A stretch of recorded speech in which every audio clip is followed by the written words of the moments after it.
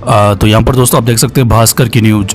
शिक्षा मंत्री मदन दिलावर कक्षा 9 की किताबों पर यूके का झंडा। शिक्षा मंत्री बोले ये घोर आपत्तिजनक, इसकी जांच होगी।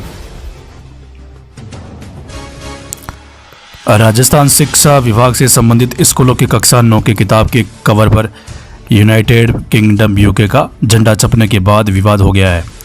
टीचर्स और कर्मचारियों ने विभाग में शिकायत दी है। इस मामले को लेकर शिक्षा मंत्री मदन दिलावर ने मंगलवार को माध्यमिक शिक्षा निदेशक बीकानेर आशीष मोदी को जांच के निर्देश दिए हैं। शिक्षा मंत्री ने कहा जिसने भी ये किया है धन कमाने के लिए किया है, उस पर कार्रवाई की जाएगी।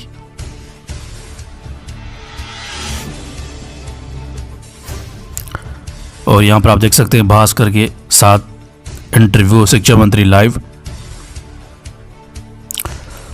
राजस्थान शिक्षा विभाग से संबंधित स्कूलों के कक्षा 9 की किताब के कवर पर यूनाइटेड किंगडम का झंडा छपने के बाद विवाद हो गया है। टीचर्स और कर्मचारियों ने विभाग में शिकायत दी है। इस मामले को लेकर शिक्षा मंत्री मदन दिलावर ने मंगलवार को माध्यमिक शिक्षा निदेशक बीकानेर आशीष मोदी को जांच के निर्देश दिया है।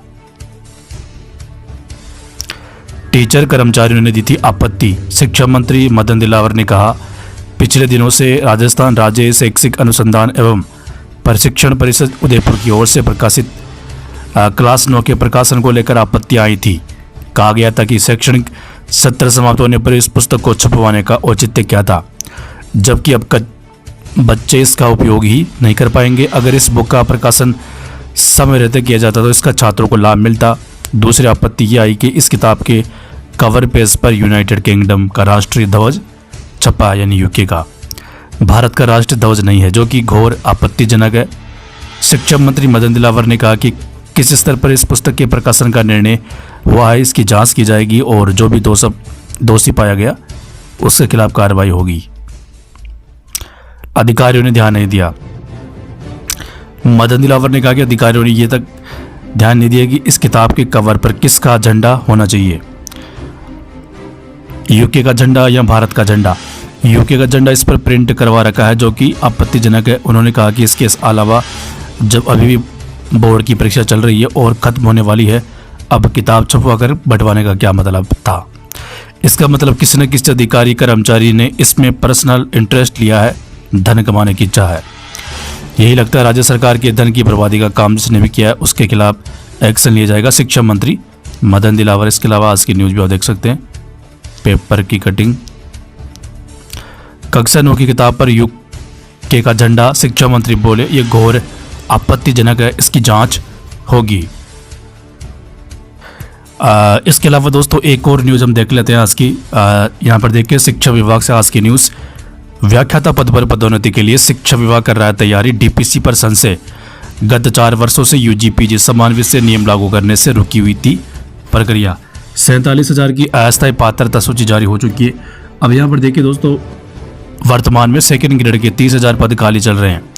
ऐसे में अगर ये डीपीसी हो जाती है तो करीब 20,000 से अधिक वरिष्ठ अध्यापक की पदोन्नति होगी, यानी टोटल पहले भाग में 10,000, फिर 10,000, 20,000 पदों पर, तो करीब 20,000 से अधिक वरिष्ठ अध्यापकों की पदोन्नति होगी, जिससे वरिष्ठ अध्यापक के 50,000 पद खाली हो जाएंगे। ऐसे में नए सत्र में कक्षा 9वीं एवं 10वीं में पढ़ाने वाले शिक्षक उपलब्ध नहीं हो पाएंगे। यहाँ पर देखिए 20,000 पदों पर डीपीसी होने के बाद प्रक्रिया शुरू कर दी है शिक्षा विभाग ने। 50,000 पद हो जाएंगे सेकेंड ग्रेड के।